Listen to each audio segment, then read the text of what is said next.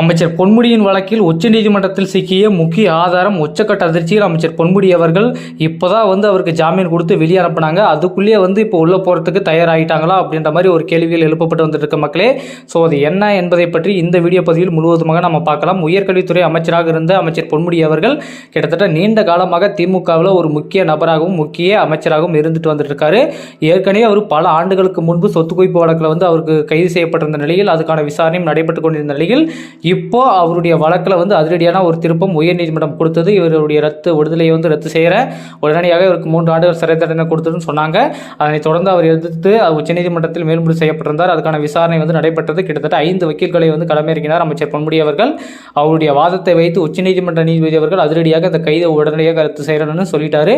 But இருந்தாலுமே இப்போ அமலாக்கத்துறை அமைச்சர் பொன்முடி அவர்களுக்கு ஒரு மிகப்பெரிய ஒரு ட்விஸ்ட்டை கொடுத்திருக்காங்க. செம்மண் வழக்கில் மிகப்பெரிய ஒரு முக்கிய ஆதாரம் தற்பொழுது பொன்முடி அவர்கள் இதில் இன்வால்வ் ஆயிருக்காரு அப்படின்னு சொல்லி அமலாக்கத்துறை உச்சநீதிமன்றத்தில் அந்த ஆவணத்தை கொடுத்திருப்பதாகவும் அதனைத் தொடர்ந்து அமைச்சர் பொன்முடி அவர்களுக்கு ஒதுக்கப்பட்ட ஜாமீன் வழக்கை உடனடியாக ரத்து செய்து அது உடனடியாக அவருக்கு தண்டனை வழங்க வேண்டும் என அதிரடியாக அமலாக்கத்துறை சம்மன் அனுப்பியுள்ளதாகவும் தகவல் கிடைச்சிருக்கு. லஞ்ச ஒழிப்புத்துறைக்கு ஏற்கனவே அமைச்சர் பொன்முடி மீது இருக்கக்கூடிய அனைத்து ஆவணப்பட்டியலையும் நீங்கள் 2 வாரங்களுக்குள் நீதிமன்றத்தில் நீங்கள் சமர்ப்பிக்க வேண்டும் என அமலாக்கத்துறைக்கு லஞ்ச ஒழிப்புத்துறைக்கும் உச்சநீதிமன்ற நீதிபதி அவர்கள் சொல்லியிருந்தார். அதை தொடர்ந்து அவங்க சப்மிட் பண்ணாங்க.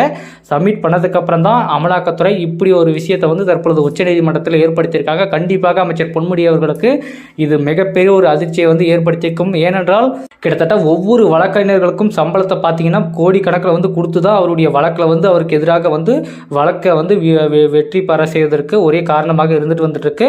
ஸோ இந்த வழக்கில் யாருமே எதிர்பாராத ஒரு முக்கிய ஆவணம் கிடைச்சிருப்பதனால் கண்டிப்பாக அமைச்சர் பொன்முடியின் வழக்கறிஞர்களுக்கு இது மிகப்பெரிய ஒரு ஷாக்காக தான் இருக்கும். அதுக்கப்புறம் என்ன நடக்க போகுது அப்படின்றத நம்ம பொறுத்தும் பார்க்கலாம். இப்போதைக்கு கௌதம் சிகாமணி ஆகட்டும் அமைச்சர் பொன்முடி ஆகட்டும் இந்த வழக்கில் மிகப்பெரிய அளவு சிக்கியிருக்காங்க. இதிலிருந்து எப்படி வெளியே வரப்போறாங்க அப்படின்னு தெரியல. இந்த வழக்கு மிகப்பெரிய அளவு மாற்றத்தை உண்டாக்க போகும் அப்படின்ற மாதிரி அரசியல் வட்டாரத்திலும் சரி சவுக்கு சங்கரும் சரி அண்ணாமலை அவர்களும் ஒரு பக்கம் பேசிட்டு வந்துட்டே இருக்காங்க. என்ன நடக்க போகுது அப்படின்றத பொறுத்து பார்க்கலாம். பட் இருந்தாலுமே உச்சநீதிமன்றம் அமைச்சர் பொன்முடியின் கைதை ரத்து செய்ததை யாருமே எதிர்பார்க்காத ஒரு மிகப்பெரிய ஒரு அதிர்ச்சின்னு கூட சொல்லலாம். அந்த அளவுக்கு தரமான ஒரு தீர்ப்பை கொடுத்துட்டாங்க.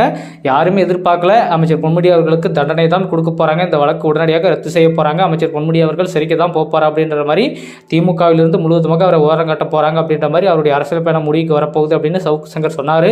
ஆனால் யாருமே எதிர்பார்க்காத அளவுக்கு ஒரு ட்விஸ்ட்டை தான் உச்சநீதிமன்றம் கொடுத்தாங்க. அதுக்கு காரணம் திமுகவின் முக்கிய மூத்த வழக்கறிஞர்களை அமைச்சர் பொன்முடி அவர்கள் சரி செய்து அவரை வழக்கில் இன்வால்வ் பண்ணது தான் இது அவருக்கு மிகப்பெரிய வெற்றியாக அமைந்தது அப்படின்னு சொல்றாங்க மக்களே. தற்பொழுது அமைச்சர் பொன்முடியின் வழக்கில் மாபெரும் திருப்பமாக ஒரு முக்கிய ஆவணங்கள் உச்சநீதிமன்றத்தில் தாக்கல் செய்யப்பட்டிருக்கும் நிலையில் அமைச்சர் பொன்முடியின் வழக்கில் அதிரடி திருப்பமாக இந்த வழக்கை திருப்பி பெறுவதற்கான வாய்ப்புகள் இருக்கா என்பதை பற்றிய உங்களுடைய கருத்துக்கள் என்னன்றதை மறக்காம கமெண்ட்ல சொல்லுங்க.